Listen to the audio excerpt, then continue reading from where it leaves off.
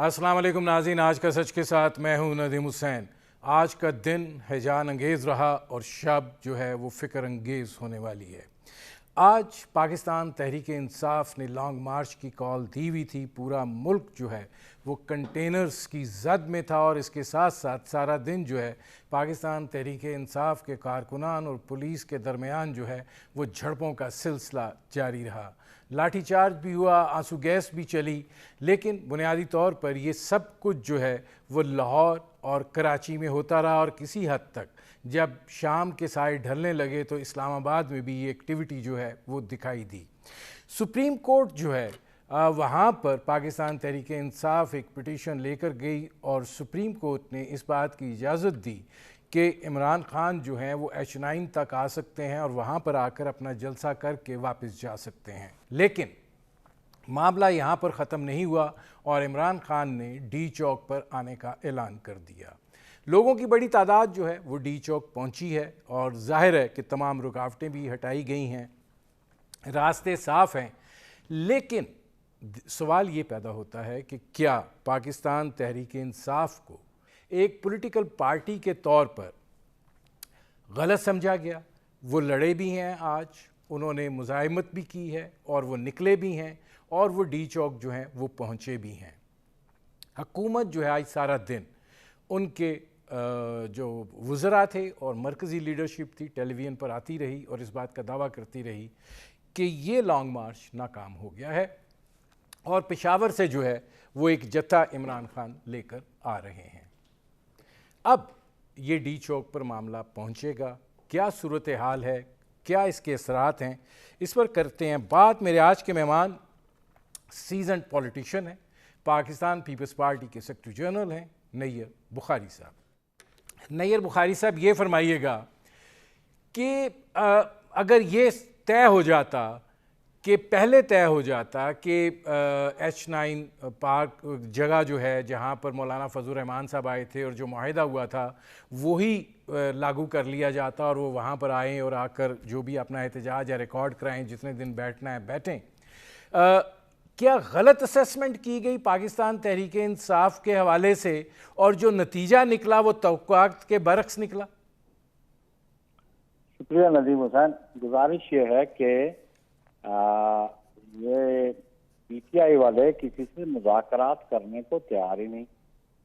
جب انہوں نے اپلائی کیا تو ان کو پرمیشن تو نہیں ملی ڈی چوک کی، اور جب پرمیشن نہیں ملی تو اس پہ یہ نیگوشیٹ کرتے۔ انہوں نے ہائی کورٹ میں بھی پٹیشن ڈالی اور انہوں نے سپریم کورٹ میں بھی ڈالی اور بڑی بیلیٹڈ سٹیج پہ ڈالی۔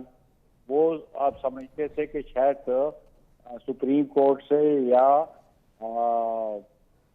ہائی کورٹ سے ایک بلینکٹ آرڈر مل جاتا، جو ریفیوز کیا انہوں نے اسلام آباد ہائی کورٹ میں بھی کہ جی ہمیں اریسٹ نہ کیے گئے، اور پھر انہوں نے کہا ہیراسمنٹ نہیں ہوگی، اگر کوئی قانون کو اپنے ہاتھ میں لے گا، اگر کوئی وائلیٹ کرے گا آئین اور قانون کو تو پھر تو قانون اپنا راستہ اختیار کرے گا۔ اور کل کا ابھی جو آرڈر تھا اسلام آباد ہائی کورٹ کا، پھر آج بڑی امپورٹنٹ پروسیڈنگز ہوئیں ہائی کورٹ میں بھی اور سپریم کورٹ میں بھی، وہ بھی پٹیشن ان کی تھی، اور اس پٹیشن پہ سپریم کورٹ کے جو بینیفیشر دیکھے کہ وہ ایک مصالحتی کا کردار ادا کرنا چاہتے تھے کہ یہ جو ملک میں انریسٹ ہے اس سے جہاں پہ پولیٹیکل ٹیمپریچر ہائی ہوتا ہے وہاں پہ اور معاملات بڑے افیکٹ ہوتے ہیں، پرٹیکولرلی اکانومی پہ بڑا افیکٹ آتا ہے۔ ٹھیک ہے، لیکن نیر بخاری صاحب یہ فرمائیے گا کہ جو اندازہ پاکستان تحریک انصاف کے بارے میں لگایا گیا تھا کہ جناب یہ لوگ نہیں لا پائیں گے، یہ مزاحمت کا سامنا نہیں کر پائیں گے، یہ اس طرح کہ ان کے پاس پولیٹیکل ورکر نہیں ہے، یہ فین کلب ہے، آپ سمجھتے ہیں کہ آج پاکستان تحریک انصاف نے یہ ثابت کیا ہے کہ وہ مزاحمت کرنا بھی جانتے ہیں، وہ ایک پولیٹیکل پارٹی بن چکے ہیں اور اب آپ کو ان کے ساتھ اس طریقے سے ڈیل کرنا پڑے گا؟ قطر نہیں دیکھتے جی، گزارش یہ ہے کہ کہاں ان کا اتنا ٹال کلیم تھا کہ ہم 25 لاکھ آدمی لائیں گے اسلام آباد، وہ گورنمنٹ ان کی کے پی کے میں 5 سے 7 ہزار آدمی سے زیادہ ان کے ساتھ نہیں تھا، اور پھر وہ کے پی کے گورنمنٹ کی ساری مشینری استعمال کر رہے ہیں، اور وہ جو ہماری پوزیشن گورنمنٹ اس کا فیصلہ تھا کہ ہم اسلام آباد نہیں آنا چاہتے، لیکن اگر یہ پہلے رجوع کرتے، یہ انہوں نے 2 دن پہلے رجوع کرنے کی کوشش کی، اور پھر جو آج ڈسیزن آیا اس کو بھی ڈیفائی کر رہے ہیں عمران خان. اور عمران خان کی کل کی جو تقریریں ہیں وہ تو ٹوٹلی وہ تو جو ایک لیگل کانسٹیٹیوشنل گورنمنٹ. اس میں نیر بخاری صاحب ایک چونکہ تھوڑا بریک پر بھی جانا ہے، یہ فرمائیے گا کہ آپ یہ سمجھتے ہیں کہ عمران خان صاحب اتنا دباؤ بڑھانے میں کامیاب ہو گئے ہیں کہ اب آپ کو ان کو الیکشن کی تاریخ جو ہے وہ دینی پڑے گی، یا آپ یہ سمجھتے ہیں کہ نہیں لانگ مارچ جو ہے وہ ناکام ہو گیا ہے اور یہ اگر انہوں نے رات کا ایک جلسہ کرنا ہے کریں اور دباؤ قبول نہیں کیا جائے گا؟ دباؤ تو قدم قبول نہیں کیا جائے گا. پیپلز پارٹی کا ہمیشہ سے یہ موقف رہا ہے. جب اسے 2014 میں لانگ مارچ کیا تو ہم نے کہا کہ ہم انکانسٹیٹیوشنل طریقوں سے گورنمنٹ کو ڈس لاج کرنے کے حق میں نہیں ہیں. آج بھی ہم سمجھتے ہیں کہ یہ ایک کانسٹیٹیوشنل لیگل گورنمنٹ بیٹھی ہوئی ہے. کسی انکانسٹیٹیوشنل مینس کی وجہ سے گورنمنٹ کو ڈس لاج کرنا میں سمجھتا ہوں کہ قانون کی بھی خلاف ورزی ہے، آئین کی بھی خلاف ورزی ہے. تو تھوڑا یہ آپ 1.5 سال صبر کریں نا، انتخابات تو ہو جائیں گے، تو کیوں نہیں صبر کرتے؟ اپنے رزلٹ اس وقت دیکھ لیں. لیکن ان کا آج کا لانگ مارچ میں ٹوٹل اس کو فیلئر سمجھتا ہوں. 5-7 آدمیوں کا اسلام آباد آنا یہ کوئی میٹر نہیں کرتا. اور پھر جو ان کی کنڈکٹ ہے، جس طرح وہ بلوکے میں آگ لگا رہے ہیں، دکانوں پہ آگ لگا رہے ہیں، جس طرح اٹک میں وہ برہان کے پاس وہ جنگلات کو جلا دیے انہوں نے، تو یہ پروووک کر رہا ہے ان کا لیڈر خود. وہ اسٹال دلا رہا ہے. اب نیر بخاری صاحب اگر وہ یہ ڈی چوک پہ بیٹھ جاتے ہیں، مطلب وہ کہہ رہے تھے میں ڈی چوک آؤں گا، وہ ڈی چوک پہنچ رہے ہیں، اگر وہ بیٹھ جاتے ہیں تو کیا آپشنز ہیں؟ وہ قطر نہیں بیٹھیں گے، نہ ان میں اتنی طاقت ہے، اور یہ تھن آؤٹ ہو گئے ہیں. ابھی آپ چکر دیکھ رہے ہیں، روڈز کھلنی شروع ہو گئی ہیں. تو لاہور میں ان کا تھوڑا ایشو تھا، کراچی میں تھوڑا سا ایشو ہوا ہے، باقی پورے کسی اور صوبے میں، بلوچستان میں کیا ہوا ہے، انٹیریئر سندھ میں کیا ہوا ہے، انٹیریئر پنجاب میں کیا ہوا ہے، مجھے ملتان کی صورتحال بتا دے کیا ہوا ہے، مجھے باولپور کی صورتحال بتا دے کیا ہوا ہے، مجھے فیصل آباد کی صورتحال بتا دے کیا ہوا ہے. صرف لاہور میں جو تھوڑا انہوں نے فاسٹ کریٹ کی، اس کو بھی انہوں نے ٹیکل کیا ہے. اور 5-10 ہزار آدمی جلوس تو کوئی پولیٹیکل پارٹی بھی وہ اس سے علاوہ اور دیگر جماعتیں جو پارلیمنٹ میں ایگزسٹ نہیں کرتی، اور فیض آباد چوک تو انہوں نے بھی بلاک کر دیا تھا. اور پھر ہم نے کہا کہ جو پیرامیٹرز ڈیفائنڈ ہیں. نیر بخاری صاحب آخری سوال یہ فرما دیجئے کہ یہ کہا گیا آج سارا دن مسلم لیگ نواز کی قیادت کہتی رہی کہ جی ناکام ہو گیا لانگ مارچ، اب وہ ڈی چوک پہ پہنچ رہے ہیں، لوگ ڈی چوک پہ پہنچے ہوئے ہیں، نہیں آپ پہنچنے دیں گے، بہت دعوے کیے گئے تھے. اب اس کے بعد وہ یہاں پہ جب پہنچ جاتے ہیں تو وہ دباؤ تو اب آئے گا کہ آپ، وہ کہہ رہے ہیں میں الیکشن کی ڈیٹ لیے بغیر نہیں اٹھوں گا. ہم تو قطر الیکشن کی ڈیٹ نہیں دیں گے، الیکشن اپنے وقت پہ ہوں گے. ہم اس چھوٹے سے 5-7 ہزار آدمی کے فرسٹ کریٹ کرنے سے، یہ سچویشن کریٹ کرنے سے کوئی لیگل اور کانسٹیٹیوشنل گورنمنٹس نہیں جاتی، اور نہ ہی جانے کا ہمارا ارادہ ہے. اور یہ 5-7 ہزار آدمیوں کو ٹیکل کرنا کوئی مشکل بات نہیں ہے. ان کو ہم ٹیکل کر لیں گے، اور یہ زیادہ دیر ریزسٹ بھی نہیں کر سکتے. یہ وہ ہے کہ جو 300-400 بندے 126 دن کا دھرنا کلیم کرتے ہیں، تو دن کو یہ سارا خالی ہوتا تھا، شام کو 200-400 آدمی میوزیکل ایوننگ کے لیے آتا تھا. ایسی صورتحال ہے. ان کو ڈی چوک میں تو ہم انٹر بھی نہیں ہونے دیں گے، اور ڈی چوک سے باہر اگر وہ کرتے ہیں تو وہ تھن آؤٹ ہو جائیں گے. اپنا اگر پہنچتے بھی ہیں تو اپنی تقریر میں کر کے چلے جائیں گے. وہ 20 لاکھ 25 لاکھ 1 لاکھ بندہ بھی یہ اسلام آباد نہیں لا سکتے. ٹھیک ہے، بہت شکریہ نیر بخاری صاحب. یہ تھے پاکستان پیپلز پارٹی کے سیکرٹری جنرل نیر بخاری. ان کی آپ نے گفتگو سنی. وقت ہوا ہے ایک مختصر سے کمرشل بریک کا. ملتے ہیں اس وقت کے بعد.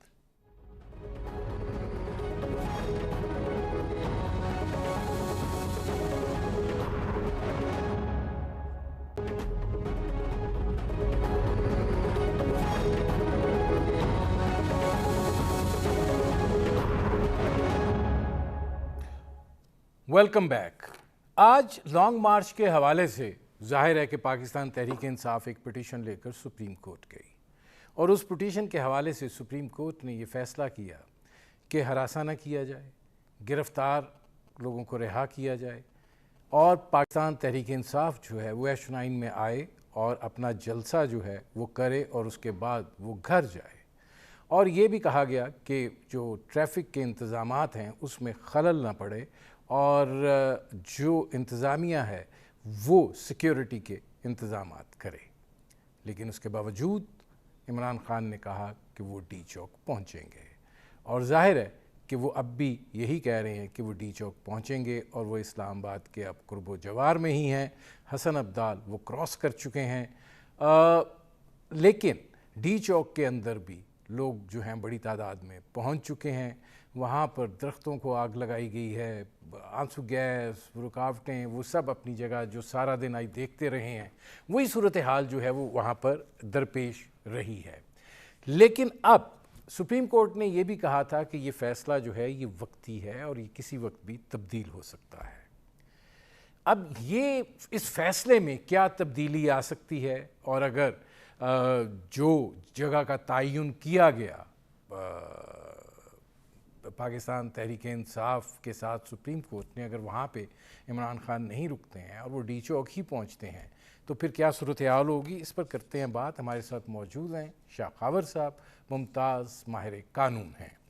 شاہ خاور صاحب یہ فرمائیے گا کہ یہ جو تحریک انصاف پٹیشن لے کر گئی تھی سپریم کورٹ میں اور ظاہر ہے کہ اس میں ان کو وہاں پہ ریلیف بھی ملا کہ ہراسمنٹ نہ کی جائے، جو لوگ گرفتار ہوئے ہیں ان کو رہا کیا جائے، ہائی کورٹ سے بھی ریلیف ملا، پھر یہ طے پایا کہ ہاں وہ ایش 9 میں جو ہے جلسہ وہاں پہ وہ کریں اور اس کے بعد وہ گھر چلے جائیں، یہ وقتی ہے، واپس بھی ہو سکتا ہے، لیکن خان صاحب یہ کہہ رہے ہیں کہ وہ ڈی چوک پہنچیں گے۔ اب اس پر کیا کل پھر ہیئرنگ ہے تو اس کا کیا اثرات مرتب ہو سکتے ہیں؟ جی ندیم حسین صاحب، بات یہ ہے کہ میرا ذاتی خیال یہ ہے کہ سپریم کورٹ آف پاکستان کو جو ایگزیکٹو کے کام کرنے والے ہیں اس میں بڑی معذرت کے ساتھ اس میں ان کو کوئی عمل دخل نہیں کرنا چاہیے۔ یہ ایک بات میں درست کر دوں کہ یہ جو پٹیشن فائل کی تھی یہ پاکستان تحریک انصاف نے نہیں کی تھی، یہ پریزیڈنٹ ہیں ہائی کورٹ بار ایسوسی ایشن اسلام آباد ایڈوکیٹ شعیب شاہین صاحب، وہ کل جو ہے وہ روسٹرم پہ آ گئے تھے بینچ نمبر 1 میں، جس کی صدارت چیف جسٹس عمر عطا بندیال صاحب کر رہے تھے، اور ادھر انہوں نے نہیں شاہ خاور صاحب، وہ جو فیصل چودھری صاحب ہیں وہ تھے، پھر وہ ٹیم بنی، بابر اوان صاحب گئے، پھر علی نواز صاحب اور پھر عامر کیانی صاحب۔ جی چونکہ میں خود کل میں عدالت میں بیٹھا ہوا تھا اس لیے میں آپ سے بات کر رہا ہوں۔ اس پہ پھر جب انہوں نے کہا کہ اس طرح یہ پکڑ دکڑ ہو رہی ہے، کنٹینر لگائے جا رہے ہیں اور ادھر جو ہے لوگوں کا جو آرڈر آف دی لائف ہے وہ ڈسٹرب ہوگا اور لوگ وہ جو ہاسپٹلز نہیں جا پا رہے اتنا اپنا، تو اس پہ چیف جسٹس آف پاکستان نے کہا کہ آپ ہمیں زبانی نہ کہیں، یہ جو بھی آپ نے کہنا ہے یہ درخواست کی صورت میں دے دیں، کیونکہ ہم سوو موٹو اگر خود ایکشن لیں گے تو وہ سوو موٹو ایکشن ہوگا، تو ہم اس کنٹروورسی میں پڑھنا نہیں چاہتے، لہٰذا آپ درخواست دیں۔ اس پہ شعیب شاہین نے کہا کہ میں آج ہی درخواست دیتا ہوں، تو انہوں نے کہا آپ جب درخواست دیں گے تو ہم اس کے مطابق پھر عمل کریں گے۔ تو یہ بات ہے کہ وہ اسلام آباد ہائی کورٹ بار ایسوسی ایشن کی طرف سے درخواست آئی تھی، جس پہ ایک بینچ تشکیل دیا گیا 3 رکنی، جس نے آج سماعت رکھی ہوئی تھی۔ میں آج بھی عدالت میں موجود تھا، اس میں پی ٹی آئی کے جو وکلاء ہیں وہ بھی ادھر آ گئے، اور جب اس پہ بحث ہو رہی تھی اٹارنی جنرل آگے، تو پھر فیصل چودھری کو انہوں نے بلایا، انہوں نے کہا کہ آپ ہمیں یہ بتائیں کہ آپ پاکستان تحریک انصاف کو ریپرزینٹ کر رہے ہیں، آپ پہلے ان سے انسٹرکشنز لے لیں کہ آپ کو ہم اختیار دیں، اور پھر ہم جو ہے ایک ایسا میکینزم بناتے ہیں کہ اٹارنی جنرل، سیکرٹری داخلہ، آئی جی پولیس اسلام آباد اور چیف سیکرٹری کے ساتھ بیٹھ کر آپ ایک جگہ کا تعین کر لیں اور اس میں پیرامیٹرز طے کر لیں۔ تو یہ اس کے نتیجے میں ہوا۔ اب دیکھیں بات یہ ہے کہ سیکرٹری انٹیریئر کو یا اٹارنی جنرل کو بلا کے یا آئی جی کو بلا کے یا چیف کمشنر اسلام کہ یہ کہ law and order situation control کرنی ہے، آپ نے جو ہے وہ ان کے ساتھ مل کے کوئی جگہ کا تعین کرنا ہے، یہ تمام کام جو ہے وہ آلریڈی انتظامیہ کے ہیں، اور کسی بھی جلسے کو یا شہریوں کو یا جلسے کے شرکاء کو یا لیڈرشپ کو سیکیورٹی فراہم کرنا بھی جو ہے یہ بھی انتظامیہ کی ہی ذمہ داری ہوتی ہے، ان کو کہنے کی ضرورت نہیں ہے۔ دیکھیں آج اتنی لمبی ایکسرسائز کرنے کے بعد جب سپریم کورٹ آف پاکستان نے پی ٹی آئی کے وکلاء سے، نمائندگان سے مشاورت کے بعد ایک جگہ کا تعین کر دیا، لیکن اب دیکھنے میں یہ آ رہا ہے کہ عمران خان صاحب نے بھی اعلان کر دیا کہ ہم ڈائریکٹ ڈی چوک پہنچیں گے، اور ڈی چوک میں ایک بہت بڑی تعداد میں پی ٹی آئی کے کارکن جو ہے وہاں پہنچ چکے ہیں۔ لیکن اب شاہ خاور صاحب سوال یہ ہے کہ ایک جگہ سپریم کورٹ نے تو ایک فیصلہ دیا ہے اور یہ کہا کہ یہ وقتی ہے، کسی وقت بھی اس کے اوپر واپسی ہو سکتی ہے، تو اب سپریم کورٹ کیا کرے گی؟ اگر کیا ان کے پاس آپشن کیا ہے؟ کل بھی ہیئرنگ ہونی ہے۔ سپریم کورٹ کے پاس کیا آپشن ہو سکتا ہے کہ اگر ان کی ڈائریکشن کے اگینسٹ یہ جلسہ اگر ڈی چوک میں ہوتا ہے یا وہاں پہ وہ دھرنا دے دیتے ہیں تو کل پھر وہ کیا کریں گے؟ پھر عمران خان صاحب کو یا ان کی لیڈرشپ کو توہین عدالت کا نوٹس دے کے بلائیں گے، تو ایک خواہ مخواہ کے تنازع میں پڑنے والی بات ہے۔ یہ سیاسی کام جو ہے یہ سیاستدانوں پہ چھوڑ دیے جائیں، انتظامیہ جو ہے یا گورنمنٹ جو ہے وہ ان کا کام ہے کہ انہوں نے لا اینڈ آرڈر سچویشن کو مینٹین رکھنا ہے، اور جو ضلعی انتظامیہ ہے یا چیف کمشنر اسلام آباد ہے یہ ان کا کام ہے کہ وہ شاہ خاور صاحب دیکھیے گزارش یہ ہے کہ سپریم کورٹ کے فیصلے کی نہیں سنی گئی۔ جب پچھلی دفعہ بھی تحریک عدم اعتماد والا معاملہ تھا تو تب بھی رات کو 12 بجے عدالت کو کھلنی پڑی تھی، تو اب تو یہ پبلک بیٹھی ہوئی ہے، اب آپ کے فیصلے پر عمل درآمد نہیں ہوا ہے تو اب آپ عمل درآمد کیسے کروائیں گے؟ دیکھیں عمل درآمد وہ یہی کر سکتے ہیں نا کہ توہین عدالت کا نوٹس دے سکتے ہیں ان کو۔ اگر وہ توہین عدالت میں بھی نہ جائیں تو پھر میں اس لیے کہہ رہا ہوں کہ سپریم کورٹ آف پاکستان کو پولیٹیکل معاملات میں نہیں جانا چاہیے۔ یہ ڈومین ہے ایگزیکٹو کی، ڈسٹرکٹ ایڈمنسٹریشن کی، اسلام آباد کیپٹل ٹیریٹری۔ شاہ خاور صاحب اب تو وہ چلے گئے ہیں، اب تو چلے گئے، اب کیا کریں گے؟ دیکھیں میں آپ کو یہ بتا سکتا ہوں کہ سپریم کورٹ اب ان کو اگر وہ چلے جائیں گے تو روک تو نہیں سکتے نا، وہ پھر اگر روکیں گے تو پھر چیف کمشنر اس کو سیکرٹری انٹیریئر کو حکم دے سکتے ہیں نا، یا آئی جی کو حکم دے سکتے ہیں کہ ہمارے جو ہے فیصلے پر عمل درآمد کرائیں۔ تو پھر کیوں سپریم کورٹ آف پاکستان کیوں متنازع بنے؟ میں اس لیے کہتا ہوں کہ سپریم کورٹ آف پاکستان ایک بڑا معزز انسٹیٹیوشن ہے، ان کو کسی ایسے غیر ضروری چیزوں میں انڈلج اپنے آپ کو نہیں کرنا چاہیے کہ جس سے ان کی اپنی حیثیت انڈرمائن ہو۔ مجھے ایک بریک لینا پڑ رہا ہے۔ شاہ خاور صاحب بہت شکریہ۔ ناظرین یہ تھے ممتاز ماہر قانون شاہ خاور، آپ نے ان کی گفتگو سنی۔ وقت ہوا ہے ایک مختصر سے کمرشل بریک کا، ملتے ہیں اس وقفے کے بعد۔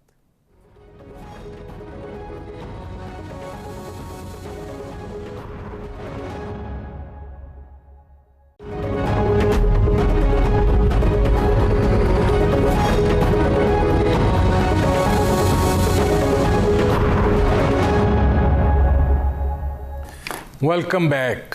ناظرین سیاسی صورتحال تو اپنی جگہ پہ ہے اور ظاہر ہے کہ وہ ایک عدم استحکام کا شکار تو ہے ہی، لیکن دوسری جانب پاکستان کی معیشت جو ہے وہ بھی اضمحلال کا شکار ہے، اور پاکستان اور آئی ایم ایف کے درمیان بڑے اہم مذاکرات جو ہیں وہ دوحہ میں ہوئے۔ اب یہ مذاکرات جو ہیں وہ مکمل ہو چکے ہیں، اور یہ بات کہی گئی ہے کہ چند گھنٹے تک جو ہے وہ اس کا جو نتائج ہیں وہ بھی آئی ایم ایف کی جانب سے ایک اعلامیے کی صورت میں سامنے آ جائیں گے۔ کیا پاکستان جو ہے وہ آئی ایم ایف کے ساتھ معاہدہ کر پانے میں کامیاب ہو جائے گا، اور جو سوچا جا رہا ہے اس طریقے سے ممکن ہو پائے گا، اور اس کے نتیجے میں معیشت جو ہے اس کو کچھ سہارا ملنے کی جو امید ہے وہ ہو پائے گی؟ اس پر کریں گے بات۔ آپ کا اپنے مہمان سے تعارف کرواتے ہیں، پاکستان کی معیشت پر گہری نظر رکھتے ہیں، سابق چیئرمین ایف بی آر رہے، ماہر امور ٹیکس ہیں شبر زیدی صاحب۔ شبر صاحب ظاہر ہے دوحہ میں آئی ایم ایف کے ساتھ مذاکرات جو ہیں وہ مکمل ہو گئے ہیں، آپ کی کیا اسیسمنٹ ہے، آپ کا کیا اندازہ ہے، کیا تجزیہ ہے؟ دیکھیے ندیم صاحب، پہلی بات تو یہ بالکل ہماری قوم کو پتہ ہونا چاہیے کہ ہم آئی ایم ایف کے پاس پیسے کے لیے جا رہے ہیں، وہ تو چھوٹی سی اماؤنٹ ہے، مگر ہم آئی ایم ایف کے پاس اس لیے جا رہے ہیں کہ باقی جو ہمارے جن لوگوں نے ہمیں قرض دیا ہوا ہے، جو ہمارے لینڈرز ہیں، ان کی یہ کنڈیشن ہے کہ اگر آئی ایم ایف کا آپ کے ساتھ ایگریمنٹ نہیں ہوا تو ہم آپ کو رول اوور نہیں دیں گے. تو اگر رول اوور دینا ہے ان سے لینا ہے ہمیں, جو ہماری مجبوری ہے, تو ہمیں آئی ایم ایف کی کنڈیشنلٹیز پہ یا آئی ایم ایف کی سرٹیفکیشن ہمیں چاہیے. تو یہ پاکستان کی مجبوری ہے. اب جو گورنمنٹ اس وقت آئی ایم ایف کے پاس گئی ہوئی ہے وہ صرف اس بات پہ نہیں گئی کہ ہمیں آئی ایم ایف پہ جانا ہے یا نہیں جانا, اور یہ بھی نہیں, اس بات پہ بھی نہیں گئی کہ ان کو آئی ایم ایف کی شرائط قبول نہیں ہے. وہ صرف آئی ایم ایف پہ اس بات پہ گئی ہے کہ جو آئی ایم ایف کی شرائط ہے یا جو آئی ایم ایف کی پوزیشن آ رہی ہے وہ شرطیں پاکستان کی معیشت کے لیے صحیح ہیں, مگر وہ شرطیں ایک سیاسی حکومت کے لیے تکلیف دہ ہیں. تو وہ صرف ان سے ٹائم لے رہے ہیں, ٹائم بائی کرنے کے لیے گئے ہیں کہ ہمیں ایک ریزنیبل ٹائم دیں کہ ہم پبلک میں ان چیزوں کو ڈائجسٹ کر سکیں اور پولیٹیکل ٹیمپریچر جب کم ہو جائے تو ہم اس کو لے کر جائیں. اس بات پہ مذاکرات ہو رہے ہیں, ہوئے ہیں, جو ختم ہوئے ہیں ابھی. اچھا, اس میں شبر زیدی صاحب یہ بات فرمائیے گا, آپ نے رول اوور کی بات کی ہے, سعودی عرب سے جو خبر آ رہی ہے کہ وہ $3 ارب جو ہے اس کو رول اوور کر رہے ہیں, تو وہ تو آئی ایم ایف کے ساتھ معاہدہ طے پا جانے سے پہلے یہ گفتگو کر رہے ہیں. ہاں دیکھیں, سعودی عرب نے یہ کنڈیشن لگائی ہوئی تھی کہ اگر آپ آئی ایم ایف میں رہیں گے تو ہم یہ رول اوور کریں گے. تو انہوں نے جو رول اوور دیا تھا کل, جس کا اعلان کیا ہے, تو وہ یہ انڈیکیشن دے رہا تھا کہ آئی ایم ایف کے ساتھ آپ کی کنڈیشنلٹیز پوری ہونے جا رہی ہیں. تو وہ اللہ کرے کہ وہ چیز ہو, مگر جو مجھے ابھی ریسنٹ خبر آ رہی ہے وہ شاید بہت زیادہ اس مطابق نہیں ہے. مگر سعودی دیکھیں, جو ندیم صاحب کی جو رول اوور ہے یہ بھی کوئی ہماری معیشت کو بچانے والا نہیں ہے, یہ صرف اس کو گزارنے والا ہے. اگر ہمارا رول اوور نہیں ملا تو خدا نہ خواستہ ہماری حالت بہت خراب ہو جائے گی. تو اب گورنمنٹ کا صرف ایک مقصد ہے کہ وہ آئی ایم ایف کے ساتھ رول اوور لے سکے اور دوسرے لینڈر سے رول اوور لے سکے اور جو ان کی کنڈیشنلٹیز ہیں اس کو پورا کر سکے. اچھا, اس میں ایک اور بہت اہم بات ہے, وہ یہ ہے کہ ہمارے لوگ بار بار یہ بات کر رہے ہیں کہ یہ پیٹرول کی پرائس انکریز پہ بات آ کے رک رہی ہے. ٹھیک ہے, وہ بہت اہمیت رکھتی ہے, مگر جو اس میں ایک دوسری بات بہت اہمیت رکھتی ہے وہ یہ ہے کہ انہوں نے آپ کو کہا کہ آپ ڈسکاؤنٹ ریٹ کو بڑھائیں, جو آپ نے بڑھایا, اور اس کے بعد وہ یہ کہہ رہے ہیں کہ اپنا فسکل ڈیفیسٹ کم کریں. وہ یہ کہہ رہے ہیں آپ سے کہ آپ کا امپورٹ کا بل جو ہے وہ بہت زیادہ ہے, اسے کم کریں. یہ ساری چیزیں معیشت دانوں کے لیے اور معیشت کے حساب سے میں بھی ایگری کرتا ہوں, سارے نسخے ٹھیک ہیں, مگر یہ سارے نسخے اینڈ کرتے ہیں اس بات پہ کہ پاکستان کی معیشت کی جو شرح نمو ہے یا سائز ہے اس کو ہم سکیڑنے جا رہے ہیں. تو آپ مجھے یہ بتائیے کہ جس ملک میں ایک پولیٹیکل گورنمنٹ ویک ہو, جس میں آبادی بڑھ رہی ہو, جس میں بے روزگاری ہو, اس میں آپ جب معیشت کو سکیڑیں گے تو آپ اس کو پولیٹیکلی کیسے سٹیبلائز کریں گے؟ اب اس میں شبر زیدی صاحب ایک اور چیز ہے, اور وہ یہ ہے کہ آپ یہ سمجھتے ہیں کہ آئی ایم ایف ایگری کر جائے گا کہ ہم پیٹرول کی قیمتیں نہ بڑھائیں, ہمیں کچھ وقت دے دیا جائے اور اس دوران ہم دیکھیں کہ اپنے وسائل سے ہم اس کو کتنا اکوموڈیٹ کر سکتے ہیں, اور جو باقی ان کی کنڈیشنلٹیز ہیں یا شرائط ہیں اس کے حوالے سے ہم کہیں کہ ہم کرتے ہیں. میں تھوڑا کلیریفائی کر دوں, آئی ایم ایف کی جو پیٹرول والی پرائس والا مسئلہ ہے وہ ریلیٹیو فسکل ڈیفیسٹ سے کرتا ہے. وہ کہتے ہیں کہ آپ کا فسکل ڈیفیسٹ جو ہے اس میں ان اکاؤنٹڈ فار سبسڈیز آپ کی ہوتی ہیں, وہ آپ نہیں دے پاتے تو اس کو آپ کم کریں, وہ پیٹرول کی سبسڈی ہے. مطلب یہ آپ یہ سمجھیں کہ بجٹ میں اس کی پروویژن نہیں ہوتی ہے, یہ بجٹ کے اوپر سے دے کر آتے ہیں ہم لوگ, ٹھیک ہے نا. تو وہ کہتے ہیں آپ یہ سلسلے کو ختم کریں. دوسری بات پتہ نہیں آپ نے آج کا اخبار پڑھا یا نہیں پڑھا, چائنیز کا جو سرکولر ڈیٹ ہے جو چائنیز پلانٹ پہ وہ بھی ہم پے نہیں کر پا رہے ہیں. تو بات یہ ہے ندیم صاحب کہ آئی ایم ایف پہ جانا اور نہیں جانا یا ان کی شرطوں کو مان لینے کا مطلب یہ نہیں ہے کہ پاکستان کی معیشت اس پروگرام کے بعد کوئی ہرا نظر آئے گا یا کوئی خوشگوار ہو جائے گی. مشکل حالات تو اس کے بعد شروع ہوں گے, کیونکہ وہ اس پروگرام کے اندر پاکستان کی معیشت کو سکیڑنے کی بات کر رہے ہیں, اور جو سکیڑیں گے پاکستان کی معیشت تو بے روزگاری بڑھے گی, کاروبار کی نوعیت کم ہوگی اور چیزیں آئیں گی. اور دوسری بات جو میں بار بار لوگوں کو کہتا ہوں کہ یہ سی پیک کے پاور پلانٹ ہمیں لگائے ہوئے ہیں, ان کا ہم جو 17% کا دے رہے ہیں ان کے اوپر جو فکس کیپیسٹی پہ, یہ بہت بڑا مسئلہ ہے پاکستان مسئلہ ہے. شبر زیدی صاحب, میرے پروگرام کا وقت ختم ہو رہا ہے, بہت شکریہ شبر زیدی صاحب. ناظرین, یہ تھے شبر زیدی, ان کی آپ نے گفتگو سنی. اس وقت ملک میں جو سیاسی حالات ہیں, اس دعا کے ساتھ کہ اللہ تعالیٰ اس ملک کو अदम एहतकाम से निकाले और हम एक मुस्तहकम सियासी सूरत हाल, एक मुस्तहकम माशी सूरत हाल और एक मुस्तहकम पाकिस्तान की जानिब बढ़ें। इजाज़त दीजिए, अल्लाह हाफ़िज़।